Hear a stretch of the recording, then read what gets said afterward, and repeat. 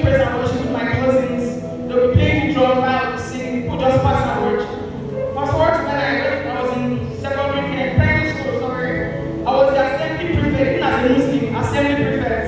I did fellowship, but then it was like, maybe it's just one more thing, and it's something that I like to sing, so it kept on going. SS1, I also made the assembly prefect, I did fellowship and all. But that same SS1 was a defining moment in my life. So that time, I met one of my friends on Facebook. Sometimes social media can be a good tool for you, you never can tell. His name is Matthew. I know you're watching. God bless you wherever you are. So Matthew told me that, I want to add you to a group chat. He said, Team Jesus. I'm like, Team Jesus. Me, I'm a Muslim. He said, don't worry, just join. Then I joined, and I started enjoying people that were loving God. Then I went to their fiscal meeting. Please, can we all celebrate Mercy here? Can you stand up?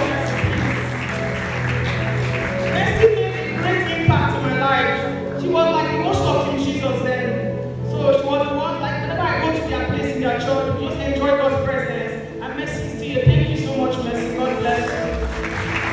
Then I also go there and enjoy God's presence. It was so sweet. Like, I love that presence. I don't want to go.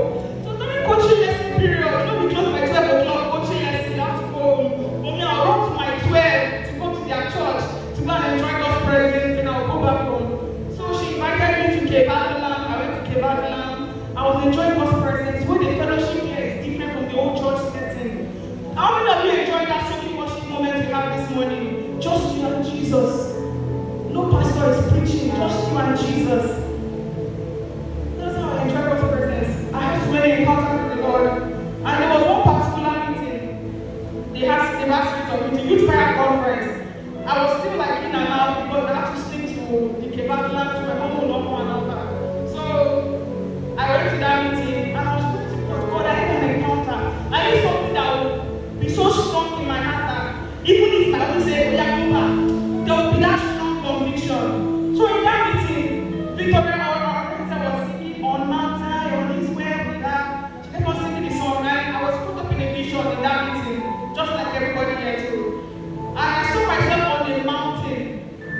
My heart was broken. You know, when this emoji stuff is this heartbreak, show like this, you know, your heart is not love, you know, right? So that was what my heart was in that vision. And I saw Jesus and the angel of the Lord hovering around me. I was just there weeping and weeping. Then Jesus stretched forth his hand to me. And the lightning that came out of his hand mended that broken heart. And that heart was whole again. Still in that same meeting, they were like, if you cannot pray in tongues, come out, see me. I was hungry for God. I was like, everything we did yesterday. I came out like everybody. We were praying for everybody. They never even touched me. I was just muttering the word. I was like speaking in tongues. No way, speaking one slip. Started praying like that.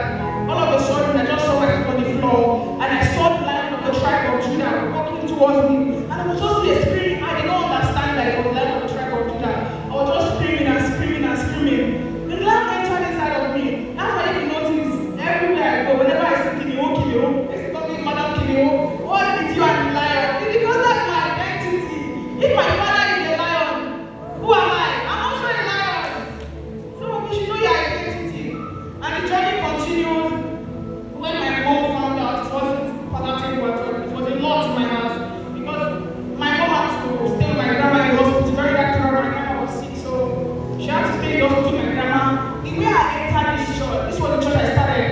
The way I stepped my foot into this church, the teach church, and I said, I did not know till today. I just knew I saw myself in the teach church. But right there in that teach church, whenever I come to church, because I have to come to church, look at the time, stay this time. Once my grandpa calls me that the woman has called you, I'll run home again, so they don't know. When I come to that teach church, I saw the young children, I find they were teenagers, but I don't know, I didn't see this burning desire in them. They were just there. Come on, you go. That attitude was annoying. I would go back and cry to God. If only you can switch one of them, just switch it. Maybe become a Christian and everything. Because I didn't like when they were taking the things of God. Me, I have to sacrifice a lot to be here. But you are doing